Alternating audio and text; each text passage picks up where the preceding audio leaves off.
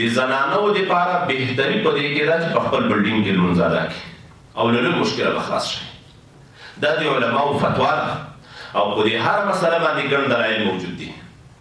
دا کوم بلډینګ چې دی دا خپله په حرم حدودو کې داخل دی، دا حرم شریف دی. دا ما مسله داسې ښکاري لکه د نورو ملایانو د مسلو سره چې په ټکر کې وي، خو زه م ورباندې پوه کوم ښه، ځکه علما مونږ ته څه وایي کوشش به نه کوي او څوک به خوږوي نه او فلان به نه کوي، لرې نه اشاره ورته کوه، دا کفایت دي. خو زه هغه بل اړخ هم درته بیانوم. قدرمنو حجاج کرامو، الله عز وجل دې ستاسو سعی او کوششونه او ستړیاوې دې الله عز وجل په درګاه کې درته قبولې وګرځوي. نن ورځ په دې باندې غږېږو چې موږ د خپل حج په سفر کې اماکن مقدسه دا کوم دي او زموږ دپاره څومره اهمیت لري. دا زموږ له دې ځای نه سفر نو داسې خو وطنونه او ځمکې ټولې ځمکې ښکاري، خو ځمکو پورې فرق وي. د حرم ځمکه دا د ټولې دنیا له ځمکو نه بهتره ده. قرآن کریم کې الله عز وجل فرمایي فیه آیات بینات، په دې حرم شریف کې څرګندې نښې دي د الله په قدرتونو باندې او په حقانیت د اسلام باندې. دغه اماکنو مقدسو پیژندل دا ضرور دي. بیا سړی د حج په خوند باندې ښه پوهېږي. په مجموع کې د مکې مکرمې حرم مربوط ما تاسو ته خبره کړې وه چې تقریبا 1,40,000 انبیاء کرام دغه ځای ته راغلي دي. دا داسې ځمکه ده چې دلته یو لمونځ په 1,00,000 باندې قبلیږي. دا داسې ځمکه ده د علماء کرامو قول دی چې صدقه هم الله په 1,00,000 باندې سړي ته بدلوي. تلاوت دې وکړه او د تلاوت اجر هم الله په 1,00,000 باندې تا ته بدلوي. لمونځ هم الله عز وجل په 1,00,000 باندې درته بدلوي. د دې خبرې په منځ کې یوه مسله را په زړه شوه چې هلته حاجیان ډېر ورسره په عذاب وي. زنانه مسلمان خویندې دا خو هم الحج ته ځي، دوی ته څه کول پکار دي؟ دوی به هم جمعې ته ځان رسوي. مسایل به کیدای شي علماء کرام هم درته بیان کړي، په دې کتاب کې هم ذکر شوي دي. د زنانو دپاره بهتري په دې کې ده چې په خپل بلډینګ کې لمونځ ادا کړي او له لږ مشکله به خلاص شي. دا د علماو فتوا ده او په دې هر مسله باندې ګڼ دلایل موجود دي. دا کوم بلډینګ چې دی دا خپله په حرم حدودو کې داخل دی، دا حرم شریف دی. زنانه خو جمعې ته په وطن کې هم نه ځي که فکر هم وي. نارینه جومات ته لمانځه ته ځي او دوی په کورونو کې لمونځ کوي. د رسول الله صلی الله علیه وسلم صریح احادیث مبارکه دي په دې مورد باندې چې د زنانه لمونځ په کور کې له جومات نه بهتر ده. په کور کې بیا په هغه عامه لویه کوټه کې له عام کور نه بهتر دی.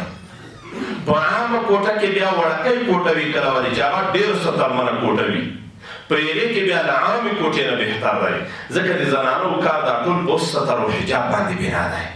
البته طواف دپاره، د عمرې دپاره، هلته دعاګانو دپاره، کعبې شریفې ته کتلو دپاره، دا داسې امور دي چې دا په بلډینګ کې موږ ته نه میلاویږي. د همدې دپاره موږ سفرونه کړي دي. نو دغه زنانه بیا هلته تلای شي. دغه زنانه ته په دې بلډینګ کې چې دا لمونځ ادا کوي دا یو لمونځ الله په 1,00,000 باندې بدلوي. دوی د دې اجر نه محرومې نه دي، دوی په دې حرم شریف کې دي. او هلته په تګ و راتګ کې ډېر رش وي، بیا زنانه وي دي، بیا خوراکیانې زموږ د افغانستان زنانه وي خو نو بهر یې لیدلی هم نه وي. ډېرې حیاناکې ډېرې پردناکې زنانه وي دي. ډېر تکلیف او مشقت دې ته هم وي، کوم محرم چې ورسره دی هغه ته هم تکلیف وي. نو دوی ته په همغه خپله کوټه کې ترتیب جوړ شي چې تاسې دلته لمونځ ادا کوئ، هېڅ پروا هم نه لري. حرم شریف دا د الله عز وجل حرم دی، الله دا حرم ګرځولی. په دې کې اماکن مقدسو کې یوه کعبه شریفه ده. الله دې موږ او تاسو زر تر زره نصیب پکې وکړي. کعبه شریفه په زرګونه کاله مخکې د انسانانو د پیدایش نه ملایکو جوړه کړې ده. ان اول بیت وضع للناس للذي ببکة مبارکه، لومړنۍ کوټه په مخ د ځمکه باندې چې هغه آباده شوې ده خامخا هغه کوټه ده چې د مکې مکرمې په ښار کې آباده ګرځېدلې ده. آدم علیه السلام هم نه و پیدا.